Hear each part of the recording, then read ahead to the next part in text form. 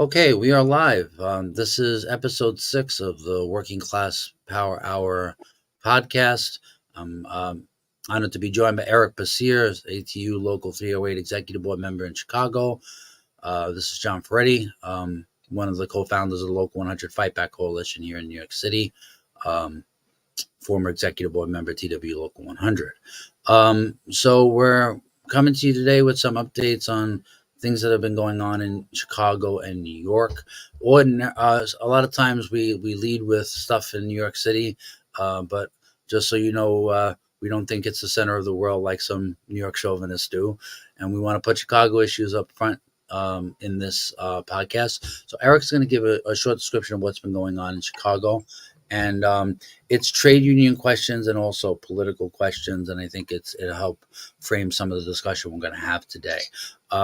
So Eric's gonna take the floor and explain what's going on, and I'm going to be sharing out the live stream feed to many different Facebook groups. Please like the feed, please comment and share it on your Facebook timelines or your social media timelines. We're currently broadcasting on Facebook, YouTube, and Twitter.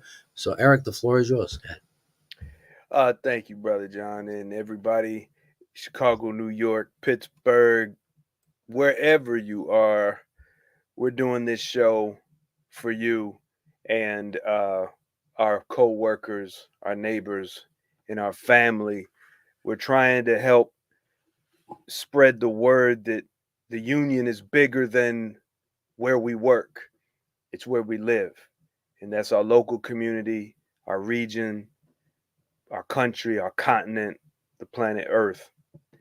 In Chicago, we are in the midst of so-called contract negotiations.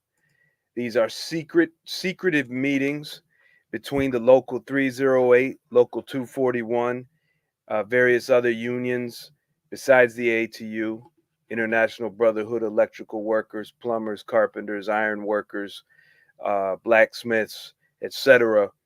And the members are not included. So it's a mystery. And we're not getting anything of substance from our union leadership about what's going on. I'm an executive board member. I serve every single rail maintenance shop at the Chicago Transit Authority, the workers there in ATU Local 308. They won't even let me in any of these contract negotiations as an observer. And they've given us some dates and whatnot when they're going to meet, but there's no details. We don't know what's going on. And this is very disturbing. But whatever I can get, I do share through the virtual union hall. We have a shop pick coming up. It's a pick. It's supposed to be a section pick, but the CTAs continued to violate the contract, making a system pick. And our illustrious president asked me to poll the membership. Literally told me to poll the membership. Didn't give me a damn thing to do it with. And so I used my own mailing list of members and used a Google poll, and then used that list and registered people with that list to verify all the votes.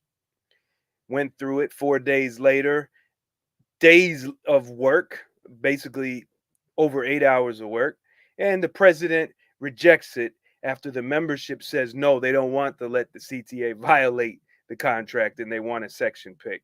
And she says, nope, this was all personal. Again, she didn't give me nothing. So this is right along the lines of at the membership meeting where thousands of dollars of local 308 members' dues money was spent on 2 trips, one to Las Vegas and one to Maryland, and a party, almost $4,000. And when I said, why are we spending money on parties when me and other union reps can't even get our prescribed days on payroll to serve the members and help the members by educating them, representing them when they need it? And instead of putting the money in these parties and these trips, put the money in the membership by taking us off work to help them. And the president said, no, I can do what I want to do. I'm in charge of the money. F the bylaws. Even pulled out a letter from our illustrious King Costa, the international ATU president, who said some BS that, yeah, she can decide what to do with the money, not the membership. So she went on to say, I was basically too lazy to help the members on my own time. She basically wants me to go to work, sleep deprived at the CTA, and kill myself or kill other people because I'm walking around like a zombie without sleep, because she wants me to do union work before I go to work. So she said I was lazy. Hence, you see the description, laziest union rep in Chicago. So I take that with pride. What is the going on with the management's harassment of the servicers, the people who clean the trains at the CTA? It is getting bad. We are having retaliatory actions and write-ups for members that are standing up for each other and their safety. This is ridiculous.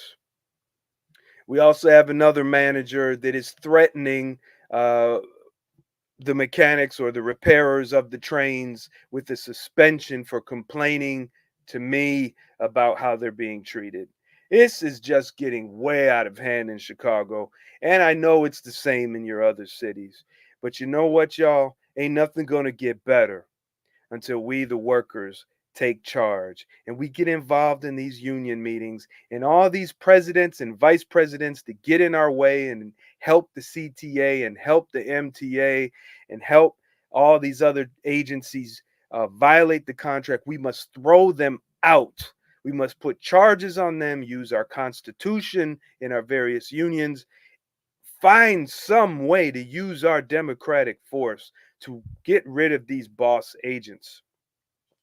Now, in Chicago this week, we're going to have a big conference with Labor Notes, and one of the guest speakers is going to be Mayor Brandon Johnson.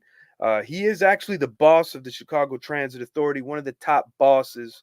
And over a year ago, he and the Chicago Federation of Labor, on whose executive board is the ATU Local 241 President Keith Hill, they agreed to a no strike agreement for during the time of the Democratic National Convention here this summer in Chicago. So here we're having at Labor Notes, one of the biggest conferences, conflagrations, some congregations of some of the most militant union activists. And one of the guest speakers is going to be the boss of the Chicago Transit Authority, who arranged a no strike agreement with the unions.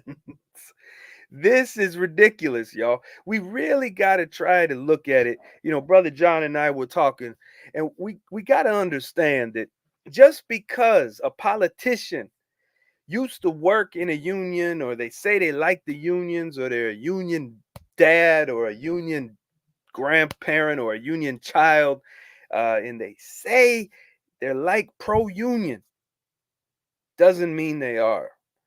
Most likely it means they're just trying to get some votes.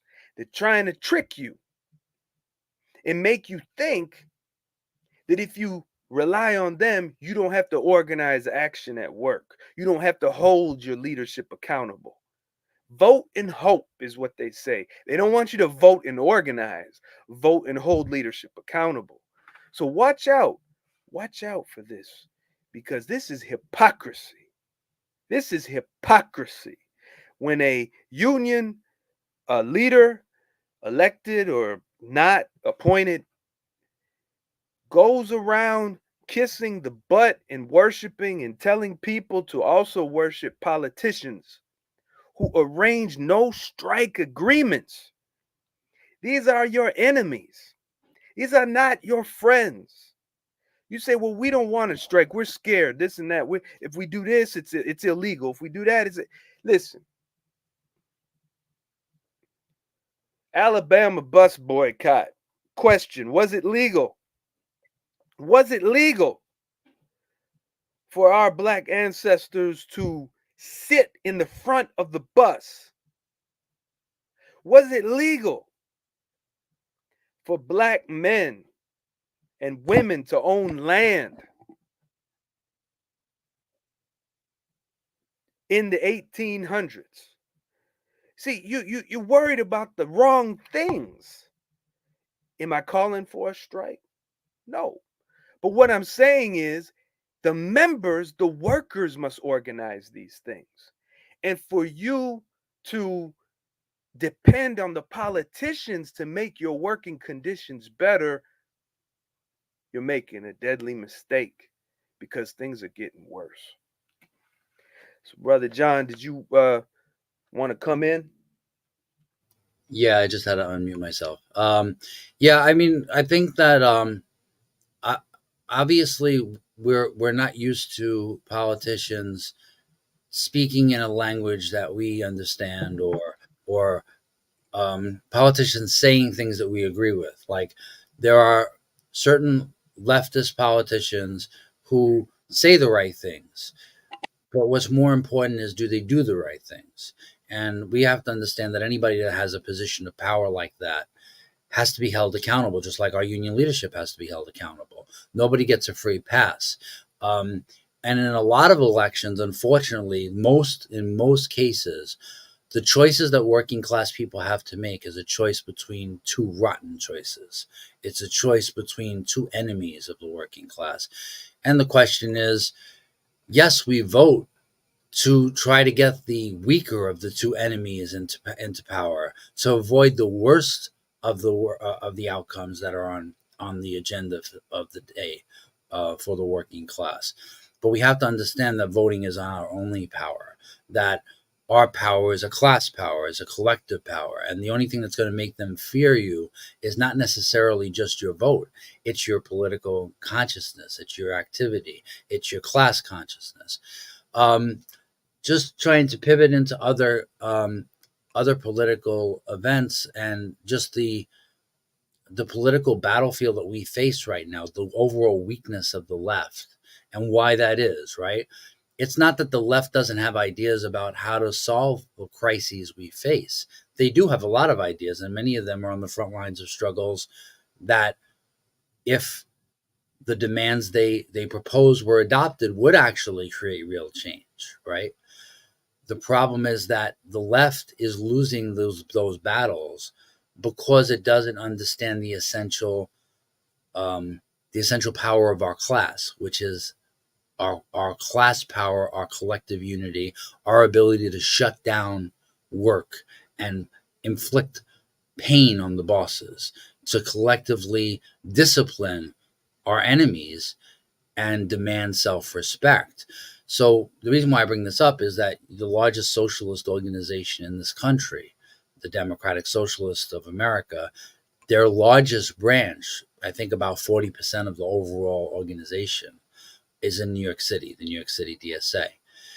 And here the DSA is at the forefront of taxing the fights to tax the rich, fights for Medicare for all, fights for Green New Deal, fights for social housing, real solutions to the problems of homelessness and houselessness and all the other problems that we face. And they're on the right side of a lot of those issues. And they take a lot of heat for being on the right side of those issues. They get constantly stereotyped and caricaturized in the New York Post and other right-wing racist rags. Yet when it comes time to talk about how New York City can be a union town, how we can organize municipal workers, city and state workers, to begin to overthrow the Taylor law, an anti-strike law in New York City, in New York State, that prohibits any public sector worker from being able to strike. So they decide to hold a panel where they're going to talk about how we get from where we are now to where we need to be. And yet, the people who they invite, the overwhelming majority of them, 5 of the 6 panelists, are rank and file workers. Even those who are in positions of elected leadership are rank and file opposition candidates that represent the militancy of the ranks. But one of the people who they invite to attend is a vice president in my union JP Patafio. I'm sure my members from buses will know JP very, very well, and his many years and decades long service to a boss loving traitorous bureaucracy that got us killed during COVID, for example. So I'm a member of the DSA in New York City and have been since April of 2019. And the only reason why I joined the DSA is not because I believe the DSA is a great organization or has all the right political positions, but because rank and filers in my own union were joining the DSA. And I wanted to go through the experience of struggle with them so that they could begin to see the political limitations of the DSA strategy, which is basically a lot of electoralism and a lot of posing elections as the solution to the problems of the working class. Now, I understand the shortcomings of that strategy, but it's not about preaching to other workers about where their consciousness is coming up short. It's about showing them through concrete what those limitations mean in real terms. So I went to this town hall. It's a labor town hall, and I told, and before I went to the meeting, a week or more beforehand, I let the DSA know exactly what JP Patafio was about and the role that he's played. It's not just that he has strategic differences in terms of strategy or tactics. It's that he consciously takes the side of the ruling class, consciously takes the side of a boss-loving bureaucracy that acts as an appendage, as a plaything of the New York State governor, first Cuomo, then Hochul, and also a plaything and a political appendage of a rotten cop mayor in Eric Adams, who is currently pursuing, rounding up homeless people, committing them to mental institutions, these kind of things. These are the kinds of people who our union serves as public relations reps for.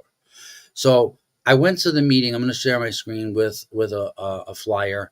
The flyer gives you a little bit of an idea of the history of Mr. Patafio and also the history of our union in terms of the role they've played. I'm trying to pull it up now. Okay. Can you see the screen, Eric? Nah, John, I don't see it. All right. No, I haven't shared it yet. Actually, hold on. There we go. Okay. Can you see it now? Something's loading. There it is. Okay, you can see it. Okay, so this is the flyer that I made up for the event. It says, "Meet JP Patafio, business unionist, boss lover." The reason why I use that phrasing is that the DSA says they're against business unionism. They say they're for social justice unionism. They say they're for, a working class conscious labor movement. But yet, who did they invite? Somebody who has been on the opposite side of every struggle that they've said they were for. So the leaflet says, since the New York City DSA has chosen to launder JP Patafio's decade-long history of betrayals of rank and file transit workers in the New York working class, I think it's important that DSA members really know who the DSA is supporting. And then I go into his decades-long record of divide and conquer sellouts. Mr. Patafio, for example, just helped push the passage of a sellout contract in July 2023 that for the first time in the history of our union forced all 22,000 retirees into a for-profit Medicare Advantage scam to help the MTA cut costs by diminishing retiree health care insurance benefits.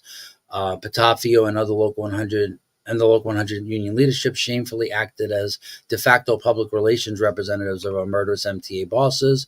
They shamelessly pushed the Trump CDC's lies about not needing to wear masks and other PPE, and their refusal to fight these bosses to shut down unsafe and deadly working conditions led directly to the mass death of at least 173 New York City Transit employees and the mass infections of tens of thousands of transit workers, which were largely preventable and unnecessary. Patafio is right now an accomplice accomplice to many incidents of sexist violence by our union president, Richard Davis. As a member of the Local 100 Executive Board, he's repeatedly shielded abusive and sexually harassing union officers in Local 100 from any accountability or consequences for their disgraceful actions. Patafio and the Local 100 leadership have been on the opposite side of every fight, as I said before. He's been shamefully complicit with the union leadership's repeated attempts to scapegoat fare evaders, the homeless, migrants, people with drug, alcohol, and mental health issues, and set them up for increased police repression and brutality. He's also collaborated with Local 100, doing nothing to discipline a Local 100 vice president, Canela Gomez, who engaged in an on-the-job assault of a union member who was hospitalized, and he faced no consequences at all. Patafio has also been part of an administration that has functioned for decades as a major supporter of that administration, and he's pushed divide and conquer boss logic in every contract that has attacked new hires' pensions and wages, and now retiree health care benefits. He's also pushed for sweeteners for some departments, mostly buses, that force concessions and givebacks on other departments. And he's been part of a union administration that publicly mocked the other unions for getting worse contract deals. So why do this, right? I mean, the question is, it's horrible, horrible. The question is, why confront the left on these questions? And it's not because, like, the DSA didn't do these things, but yet the DSA is co-signing these things in the same way that, you know, the left nationally invites Brandon Johnson to come and give a speech about what a great working class hero he is and how much he's on the side of the working class.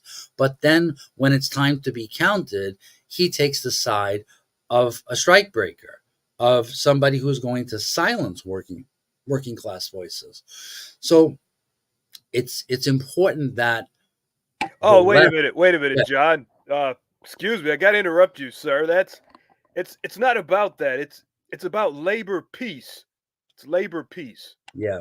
Well, I mean, this is the other thing too, is that, like, we need to get into our mind that we don't want labor peace. We want class war, because the question is, the class war is not something that we want it because we just want it. It's the fact that the enemies of our class, the billionaire class, they want war. We acknowledge it. We're acknowledging it. We're being assaulted, man. They're the ones who want the strikes. Yeah. They're the ones who want the confrontations. Yep. So to not defend yourself is showing a lack of self-respect for our class, a lack of self-respect for ourselves as human beings. And the problem with the disorganization of the left is that here you have people providing left cover and laundering and pinkwashing the crimes of the worst offenders of working class unity, the ones who have divided us the most, the ones who got other workers killed. And yet they have no problem with giving them a stage and making it seem like there's some kind of working class fighters. And when Patafio got to speak at this meeting, you know what he said about our contract struggle? He said, we can't really compare Local 100's contract fight to the rest of the people on the panel because the members didn't rally to the contract fight. They didn't rally to the contract struggle. So the members just didn't get it. And yeah, they all do that, right? They blame us. He doesn't know why. And he doesn't know why, right? He can't understand why workers didn't believe there was a contract struggle when there was no contract struggle. He doesn't understand why, after 173 of their coworkers died and the union functioned as public relations reps for our bosses, why they don't believe in the union. Eric and I will be the first one to tell you that we're not going anywhere without union consciousness, belief in ourselves and the power of our unions to actually organize the power of our class. We're the most pro-union people you're going to find. But you're living in a fantasy land if you don't understand why workers don't believe in unionism. It's because they've seen nothing but decades of betrayals. and they've seen the union act as something alien to themselves, or something outside themselves, as something that actually looks to silence them, that actually looks to suppress their militancy, their creativity, the potential that our class has. And so it's hilarious that you give a boss lover a stage and he tells you, see, it's the members of the problem. Yep. And And I we just just want to don't say, I got understand. a message today that just this morning that five workers at one terminal got together and not decertified, opted out. They stopped paying dues. Yeah. You know, people are pissed, man. And I keep telling, when I was trying to explain this at the union meeting, that people hate our union. I was trying to explain that to the members, and I'm having difficulty keeping people in. And I'm Yeah. telling, and the president cuts me off, won't let me finish reading my report. It's sick, man. Well, in your union, they have the ability to opt out, right? Yeah, Whereas they state. don't. Well, they do. I mean, they do in Local 100 if they Yeah. invoke Janus rights, but it's a lot longer process. In your case, it's pretty easy for them to opt out, right? Well, it's difficult. It's difficult, but they do it. You know, they got to write their letter and do all this stuff. And Yeah, and I want to make clear that me and Eric don't agree with that strategy. You know, you don't want to pick up any gun in a any weapon in a fight and shoot yourself in the face. It's not. It's self-defeating.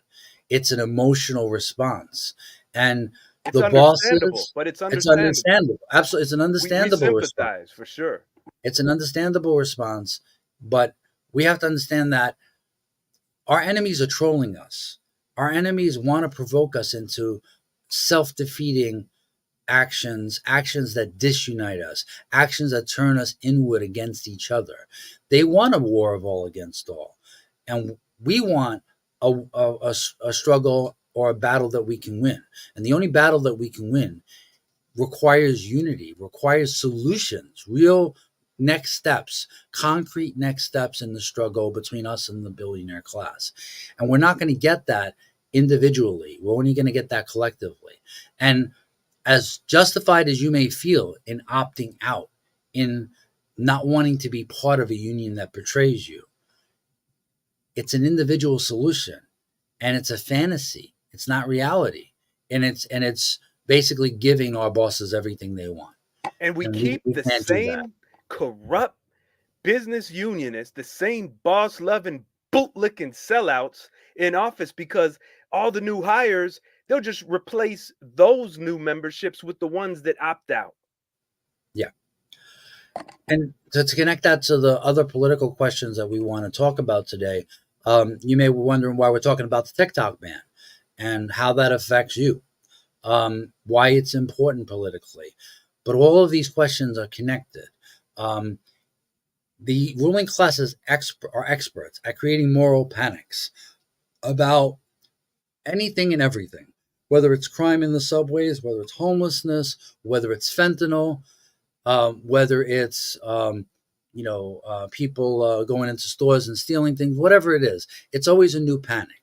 It's always a new moral panic to get us to have our fear and anxiety weaponized against those who are more vulnerable. It's to other people, to target people who are not really responsible for the problems that we see, but are victims themselves in a lot of cases of those problems.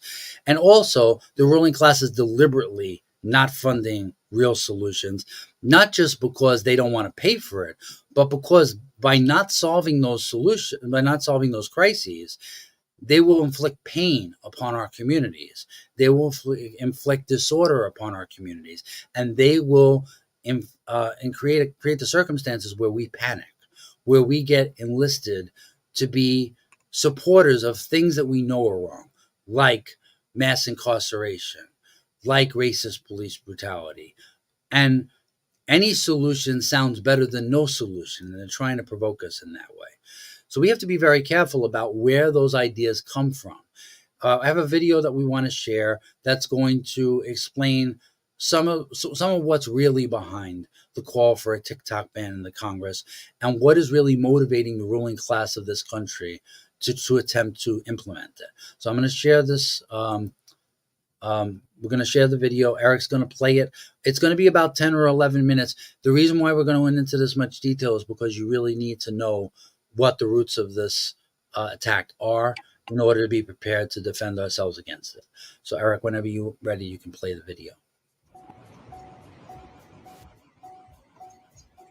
Yeah. That show's bright.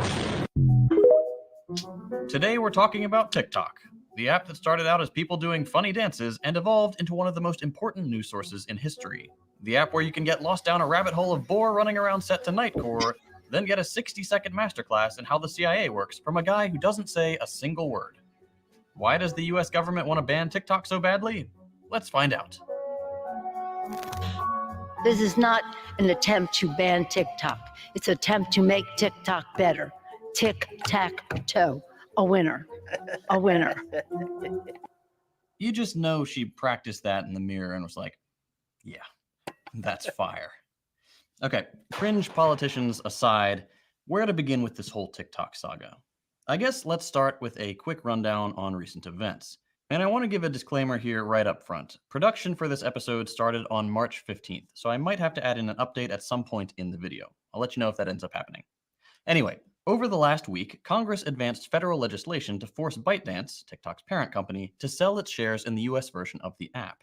And if they don't comply, the app will be banned. Why? China.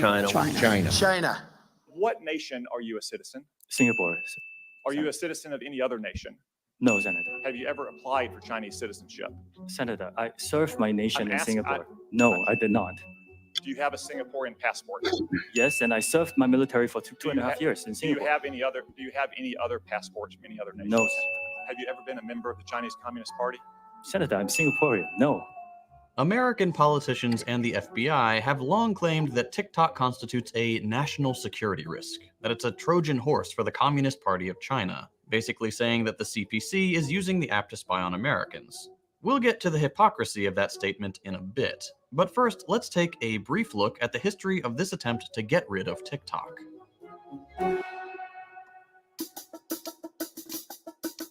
Back in 2020, Trump made the first attempt to bonk the app by signing an executive order stating that TikTok would be banned in the US if it wasn't sold within 45 days. One White House official said at the time, quote, "This 45-day delay will give Microsoft and other interested purchasers the time to deal with TikTok's owners that adequately addresses the national security concerns posed by the app." No such deals were struck, and after some negotiations, ByteDance agreed to partner with US software giant Oracle to protect US data. Which is more than a little ironic because 2 years later, Oracle got slapped with a lawsuit for collecting and selling personal data on millions of people. That data included full names, addresses, location details, political views, and online activity. Seems like a bad company to partner with if we care about data privacy, right? In 2022, we saw the official launch of the $1.5 billion Project Texas, referring to Oracle's Texas headquarters. TikTok began routing all its US user data through Oracle's cloud service, at which point Oracle supposedly vetted the app's algorithms and moderation tools to make sure there was no outside influence from the Chinese government. TikTok was fully compliant, having worked for over a year to partition its US version backend and code for US corporate approval. Despite the company jumping through all the hoops it was asked to, the Biden admin cranked up the pressure, banning TikTok from all federal US devices in February 2023. The following month, TikTok CEO Shou Zi-Chew was grilled by a panel of US politicians in a hearing more than a little reminiscent of McCarthy-era communist witch hunts. Chew came prepared with relevant data, including the correct assessment that US software has a clear track record of abusing user privacy while TikTok does not. But that sort of thing doesn't really matter when the panel isn't actually there to collect information.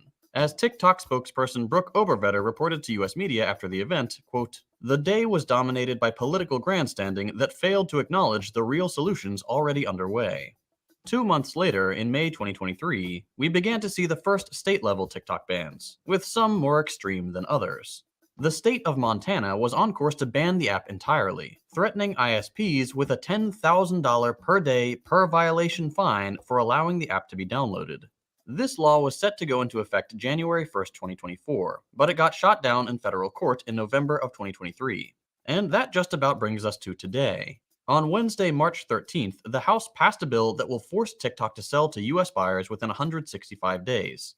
It wasn't particularly close either, with 352 voting for the ban and just 65 against. What makes this bill particularly interesting is the speed with which it was discussed and sent to a vote. From introduction to floor vote took just 4 days. Funny how politicians will ban the world's most popular app in under a week, but won't give the American people affordable healthcare, or do anything about school shootings, or skyrocketing housing costs, or reproductive rights, or climate change, or the ongoing genocide in which they are complicit. Anyway, Biden has said he'll sign the bill if it passes in the Senate. So there we go, you're all caught up. The question now is, why? Why is the US government so adamant about banning TikTok? They use the China excuse, but China has never threatened us. If anything, we're economically dependent on China for the cheap goods that poorly paid Americans couldn't afford to buy otherwise. Not to mention the fact that if our government actually cared about data privacy, they'd crack down on Facebook, or Oracle, or Google, or any number of other US corporations that do the same exact thing they're accusing TikTok of doing. It should be clear to anyone paying attention that this was never about data security. So, what is it about? Well, a couple of things. Let's start with one that would be funny if it weren't so scary. Those kids and their dang iPhones. What? Foreign adversary control of what is becoming the dominant news platform for Americans under 30. This is a common sense measure to protect our national security. I urge my colleagues to support this critical bipartisan legislation. The dominant news platform for Americans under 30. Let's unpack that. The United States relies on propaganda, like any other country, to ensure that its people are getting the information the ruling class wants them to get. In capitalist countries like the US, that propaganda is bought by lobbying groups and powerful corporations, laundered through corrupt politicians, and dutifully repeated on the corporate media and Silicon Valley social media apps. What does it mean for the status quo if the majority of Americans, and more critically, young Americans, entire generations of youth, are not getting their news from state-approved sources? That's a one-way ticket to unrest, to people getting fed up with how bad things have gotten, to protests and marches that the US would rather not have to suppress. When the US ruling class sees an app that is not owned by US oligarchs and tech bros, it immediately becomes a threat because they can't curate the feeds. They can't tweak the algorithm to prefer State Department talking points. There's a reason Lenin said, "Give me just one generation of youth and I'll transform the whole world." Revolutionaries recognize that the youth are the future, and the best way to either enforce or break the status quo is to win the hearts and minds of the next generation. It shouldn't come as a surprise that the most vocal supporters of Palestinian liberation are young people. They don't get fed pro-Israel propaganda on cable news, or Facebook, or in the New York Times. I made a video about the US media's complicity in the genocide a couple weeks ago. You can check that out if you'd like to see exactly how this consent manufacturing works. The bottom line in the media aspect of all this is that TikTok is the only widely used media platform that is not directly beholden to the US ruling class. In order to maintain the deeply inhumane and worsening status quo, the US regime must control every single aspect of what Americans consider news. But going back to the young people marching for change, that brings us to the second big reason the US is so eager to ban TikTok. It's becoming inconvenient for the foreign government that actually is meddling in US affairs: Israel.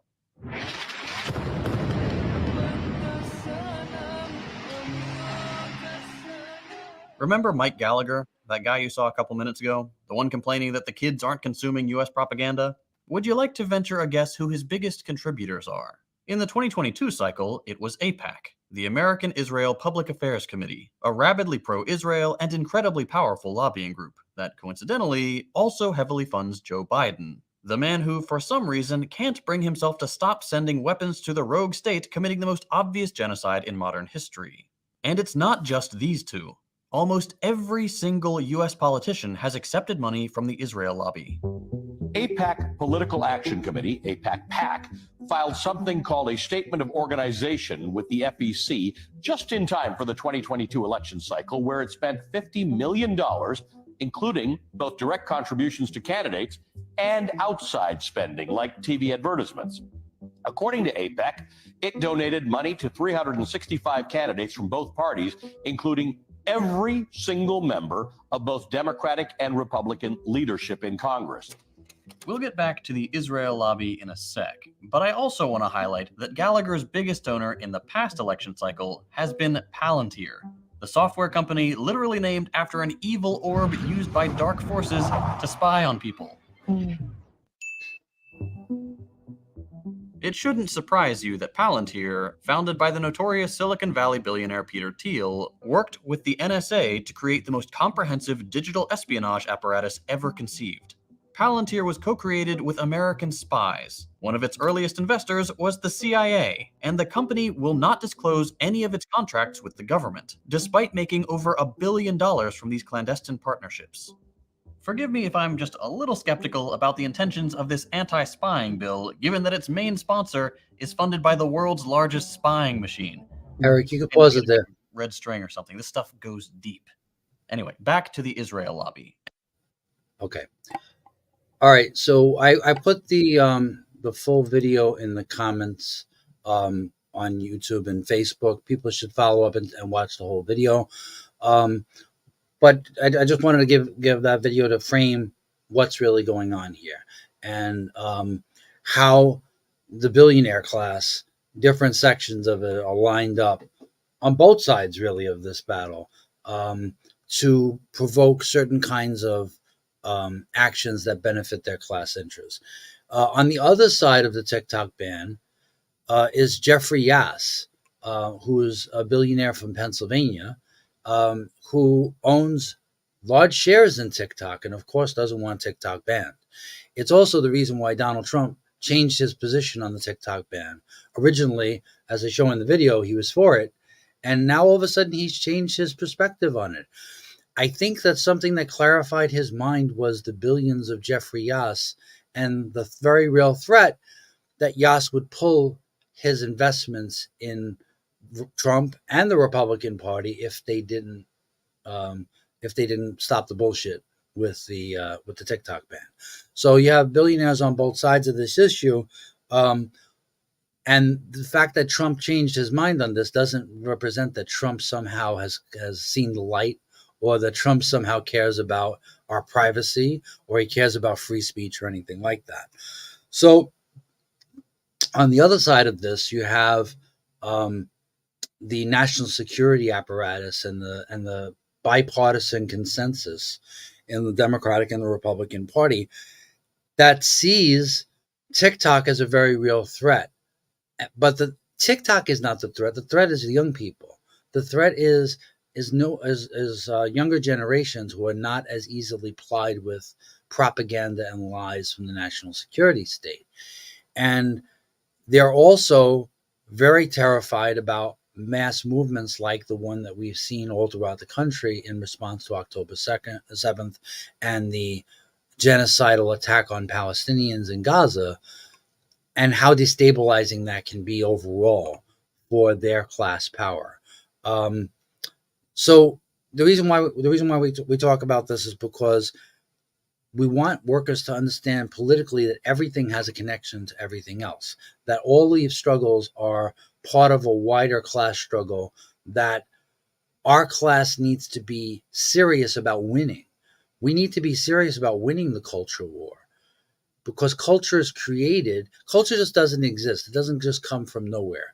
A lot of workers will tell me the culture here sucks. People are selfish. People are hateful towards each other. They'll slit each other's throats over the crumbs, over this amount of overtime or that job, or being released from working the road and working for supervision or whatever. And they develop a consciousness that this is what human nature is, that this is the only way people can be. And what I try to explain to them is that our class can create culture too, but the way we create culture is through struggle. It's through collective experiences of struggle. And it's also by countering false consciousness that comes at us from all directions. It comes at us from the mass media. It comes from us from the educational system. It comes from religion. It comes from just the overall cynicism and demoralization that is the default setting of working class consciousness if they don't see any concrete solutions to these problems. And part of the reason why we're so hard on the left and so hard on trade union leaders is that they have an ability to change the balance of forces. They have an ability to begin to counter program this. We're being gaslit. Okay, there is a deliberate attempt to tie us hand and foot to the bosses and their ideology. And there's an attempt to smuggle in that ideology even through the back door, even when we don't see it coming at us. And we need to be conscious of that. And we need to consciously attempt to use every opportunity we have, every resource we have, our institutions, to counter that message and defeat it politically, because it's toxic and it destroys everything that we want to be able to build. So we can't be silent. Like a lot of people don't want to get involved in culture wars because they don't want to be divisive. They don't want to hurt anybody's feelings. And we have to get workers to understand that the ideas that they think are their own are actually somebody else's ideas. And they're actually ideas that are consciously hateful of who they are as working class people, that represent a lack of belief in ourselves and a belief that, well, we have to have some solutions. So some solutions are better than no solutions. And that provokes us into decisions that actually create the war of all against all that the bosses want, and do everything possible to undermine the kinds of struggles that we actually need. Eric, I'm going to let you, comment on that as well. Go ahead. Yeah, excellent. And this video did open my eyes quite a bit regarding TikTok. So I'm looking forward to finishing it on my own time. Adding to your premise that much of what we express is programmed into us, and I think you coined the phrase, and I just ran with it, and that is boss worship, boss love, and the mentality that a good union maintains good relationships with management. The leadership of the union has to have good relationships with the manager. Mm-hmm. And what happens is, with that mentality, we, the worker, take it on because the union people tell us. And even in a steward's class, in the Amalgamated Transit Union, we are told. We aren't even told about relationships with the workers, with the members. Mm-hmm. It is emphasized to us, then relationship with management. And so then you find yourself sitting there, need to have good relationship. So we end up doing what? We go in that direction. And when someone speaks up, you got a John Ferretti, you got an Eric Basir, and say, see, they're getting the manager upset. See, that's the problem. That's not going to work. And of course, we all know that the way they're doing it ain't working. Yeah. Well, also, I mean, I think that they tap into our best instincts and turn them against us. Like working class people understand that we can't get anything done unless we cooperate with each other, unless we work together. And workers seeing their co-workers and their communities suffer instinctively want to sacrifice in order to make things just a little better. Make things better for their families, for future generations. Like we have this instinctive good culture. Like even the things that are good culture get turned against us. Our best instincts get turned against us. They manipulate us into thinking that if we just explain it well, the bosses will understand us, and of course they'll agree with us. If we sacrifice, of course they'll sacrifice.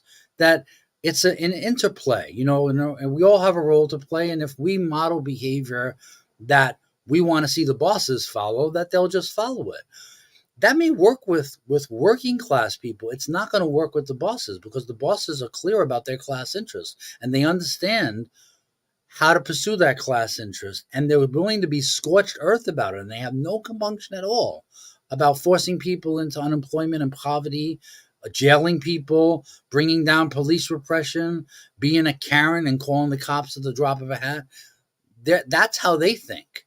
So Clearly, that's not going to work with them. So then the question is, well, why the union bosses suggest this strategy as the only strategy that they want to pursue in relationships with the bosses? And it's because they fundamentally don't see themselves as workers. They don't see themselves as us. They don't see themselves as part of our class. They see themselves as separate from us, as kind of like middlemen between us and the bosses. And basically what they're there to do is to make the peace, is to find the middle ground between us and the bosses.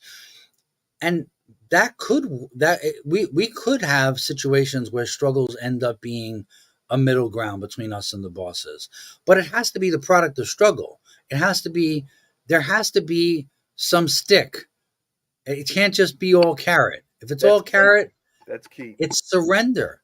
It's surrender is what it is. No struggle. They don't want to struggle. Not one bit. And also and let's remember that they don't have to face the consequences of their concessions. They're not agreeing to concessions on themselves. They're not agreeing to sacrifice for themselves. They're agreeing to sacrifice for us. And they don't have to deal with the consequences of that.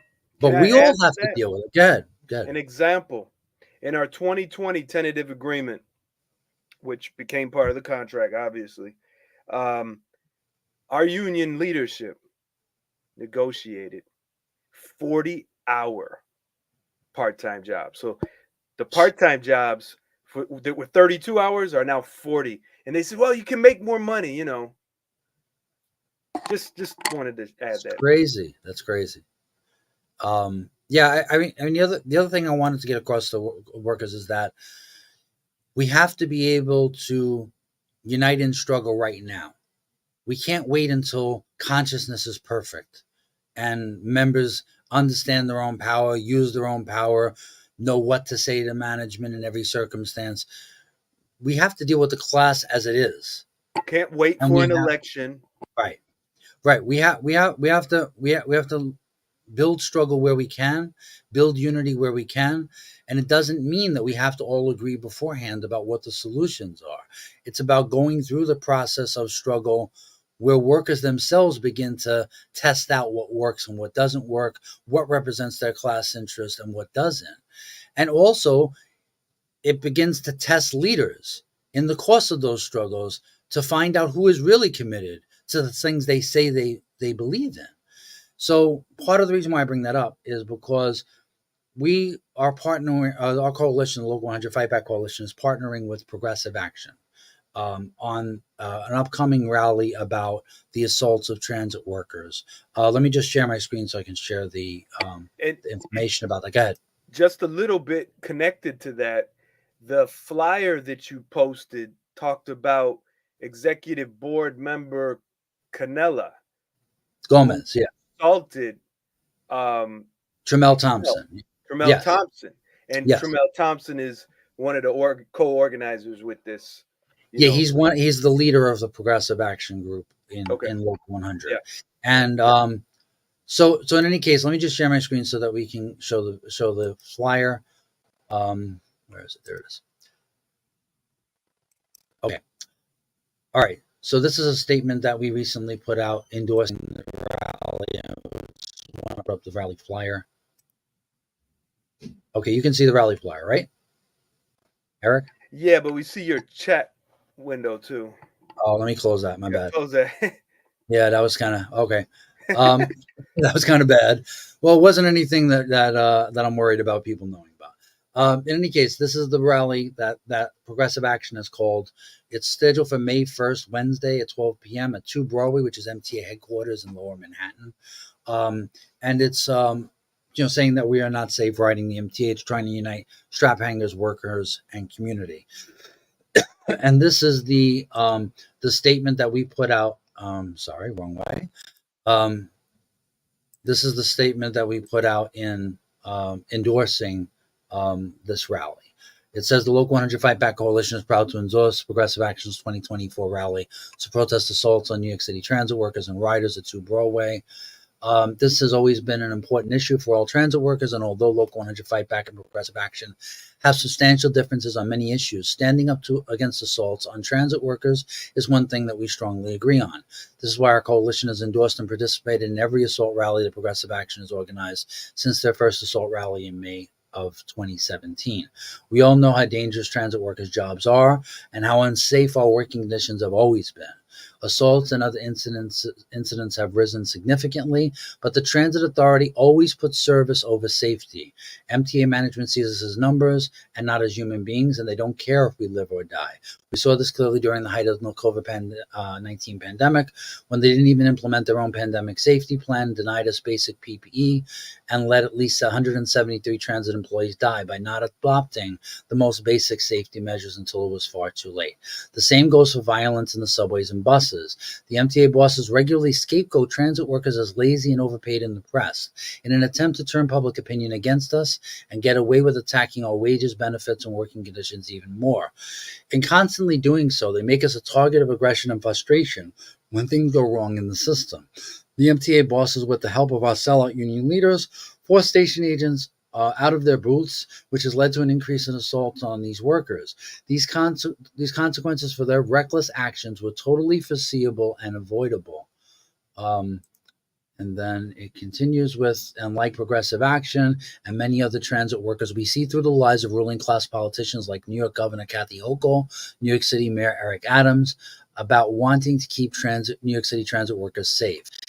In fact, it is these very politicians that have for decades created the unsafe conditions we all face in the subway system by cutting basic social services and dumping all of our city and state's problems onto the backs of transit workers with no real support or real solutions for these crises. Transit workers know that crackpot ideas like putting the National Guard in the subway system or non-barriers near the conductor's position are simply PR and won't do a thing to actually make us safer. By endorsing this rally in March, we hope to build the widest possible unity and encourage the largest possible turnout to show the MTA that transit workers are outraged by management's constant demonization of us and their refusal to take our safety seriously. We hope this important protest and future united actions will send the MTA bosses and the New York ruling class a clear message that we demand real solutions to these crises. So I share this with you to say that we have a lot of political disagreement with the people who we are uniting and struggle with. And that's perfectly fine. It's perfectly okay that they have different ideas and we have different ideas about what the solutions are. But we have to find points of unity. We have to start somewhere. We have to draw a common struggle over our common enemy, over the things that make all of our lives much more miserable than they should be and much less rewarding than they should be. No one is going to come to our conclusions unless they go through the course of experiences that show them that things can be different. And although we may have different perspectives on what the solutions are, if we refuse to unite, if we hold rallies that are all about ourselves, and we put our logos all over it and make it all about a political campaign, a union campaign, or even just our ideas and what we think the solutions are, we cut off our nose to spite our face, and we short circuit the potential for unity. We need to, if you're really serious about progressive politics, if you're really serious about the working class having and holding power and implementing the changes in society that reflect self-respect and humanity for working class people, then we have to remove all obstacles from the path of building the widest unity. And we need to not make it about ourselves. And unfortunately, there are far too many people in the union movement who constantly make it about themselves. Every criticism, every disagreement is a personal attack, attempting to nail them to the cross for perceived transgressions. It's not about that. It's about workers need to decide what strategies work and what strategies don't. We've all been wrong in the past. We've all made mistakes. The question is, did we learn from those mistakes? And the problem is that we continually hold elections. We continually function as a union, as personality cults, as, you're only on my side if you kiss my ass. You're only on my side if you cover up every mistake I've ever made and just make it seem like I've been the best leader ever. And that's not real. And working class people know it's not real. And it's part of the reason why people don't vote in elections. It's part of the reason why people don't get involved, because they see it as something that's about personality and that's about everything but actually solving the problems. And we have to get away from that. Eric, go ahead. Yeah, I totally agree. It's so fake. And I'm very well known for criticizing or speaking my mind to the union president in front of everybody, other officers, and they're like, oh, oh, oh, oh. Don't make him mad, Eric. Don't make him mad, please. You know, it's just sick, man. Who are these people that you worship? I mean, it's just gross. And the members see that. They see it, and they see when you and me kiss the butt and lick the boots of the union bosses. They see it, man, and they're like, man, I don't want to be a part of this. Yeah, right there, local 85 is chiming in. Same problem. Yeah, Kevin Joe. Yeah, well, you know, the other thing too is that like we would be with our union leaders if they led. We would be with our union leaders if they were on the right side of the barricades. Yeah. If they weren't constantly undermining our potential and our power. Yep. I mean, basically, we're with the leaders sometimes. It depends on what they do. We're with the members always. We're with the rank and file always. We're with our class always. Our solidarity is to our class, not to any temporary leader. You know, if you want us to be on your side, if you want to create unity, there has to be a basis for unity. Even when we unite with Progressive Action, we have, or any group within the union, we have to have points of unity. I have to be able to explain to members why we are uniting, what the basis of that unity is. Otherwise, the unity doesn't mean anything. Otherwise, the unity is just public relations. It's just making people feel better. And we have enough of that. We have enough of solutions from the ruling class that say, yeah, we need more cops because people feel safer. They're not actually safer, but they feel safer. Psychologically, they feel safer. We don't want to put workers to sleep. We want to wake workers up. We want them to be active in charting the course of these struggles. And we want them to actually deal with the crisis that we face. Like, we need to stop acting like working class people are children who just need to be rah, rah, rah behind their leaders. That's not what the bosses fear. The bosses fear workers who take action and shut shit down. That's what they fear. I see we have a question from Ken Franklin. It says, John, what do you think about unions inserting a rank and file member into the political world? I assume that means working class person in a trade union running for office. I think it's positive. I mean, Mike Quill was a city council member. I think it's a positive thing, but I think that regardless, they would have to be held accountable to their solidarity to the working class.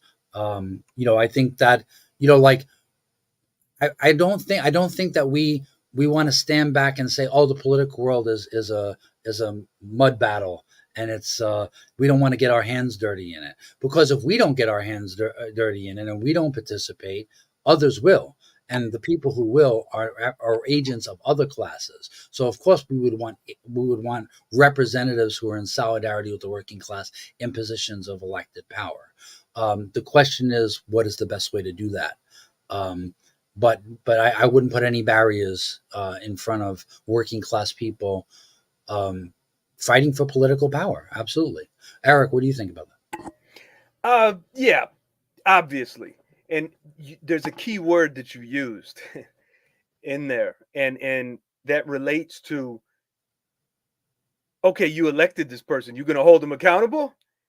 And is this rank and file person going to suddenly say, hey, I'm the boss now. Sit down and shut up, or I'll call the cops on you. And see, that's what always happens. Yeah. Because that's our mentality. I'll just vote and hope the dope that I elect will treat me with respect. And it doesn't happen because you have elected a boss. And that's what I don't like about electoral politics, is we're always electing a new boss to replace another boss, as opposed to a servant, and we're the boss. Yeah, I mean, the only way to make them servants is to organize the class struggle to actually be a threat to them, to actually discipline them. Exactly. But the other thing though too, I mean, look, I have I have a different perspective on Sean Fain, the leader of the UAW, than I do of my union leadership, for example, in terms of what he's willing to say and what he's willing to do and what kind of struggles he's willing to organize, as opposed to the non-struggle and the silence that we get from a lot of business unionist leaders. However, I wouldn't give Sean Fain a pass on the fact that he endorsed Biden without demanding that he push through a ceasefire in Gaza. If you take a referendum in your union saying your union is committed to a ceasefire in Gaza, that means that any action you take should support that demand. It shouldn't undermine it. And so even leaders that have a history of militancy need to be held accountable. And their feet need to be held to the fire.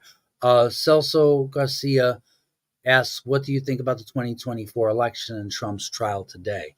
Celso's from Mapstower here in New York City.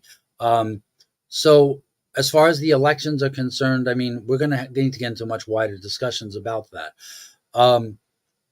People who know me know that I think that Joe Biden is a imperialist war criminal with blood on his hands, and he's played a role that has been toxic in terms of the imperialist control of the world and the oppression of working class people. I don't think that he's any kind of working class hero. However, every election is a referendum on who we want our enemy to be, who we want the representative of our enemies to be in the next 4 years. We have to be clear about that. It's not about whether we like the person or not.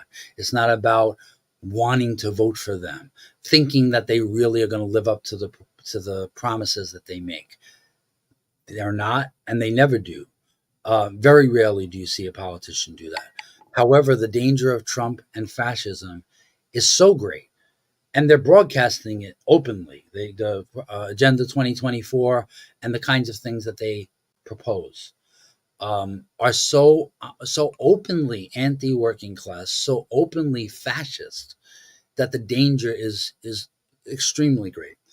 And at the same time, I also understand there are many people who've lost family members in Gaza who are never going to vote for Joe Biden. And I understand their perspectives, and I'm not going to lecture to them. I'm not going to talk down to them and tell them or moralize to them as if the voters are responsible for Joe Biden's actions, that the voters are responsible for the disunity that Biden has created. However, we have to be honest that there's a working class position in this election. There's a working class position in every election. It is not in the working class's interest to ever see Donald Trump in a position of power ever again. As far as the trial is concerned, I don't want to get my hopes up on anything going on with these trials, because we've seen 1,000 wolf tickets sold about how they were going to hold Donald Trump accountable, and it never seems to happen. And it never seems to happen because the whole system is corrupt, and because they know he knows where the bodies are buried on them too. And also because he's a useful tool in their arsenal. So long as they have Trump to be the boogeyman, they're never going to be forced to do anything to actually back up their promises or anything like that. So it's a useful foil for them. Nonetheless, they're both enemies, but one is much more dangerous. One will send us to the morgue, and one will inflict harmful consequences on us that don't include death. So we have to be honest with ourselves that there's a difference. I mean, I just don't think that we can be oblivious to the fact that one person is about destroying every democratic right that we have ever had.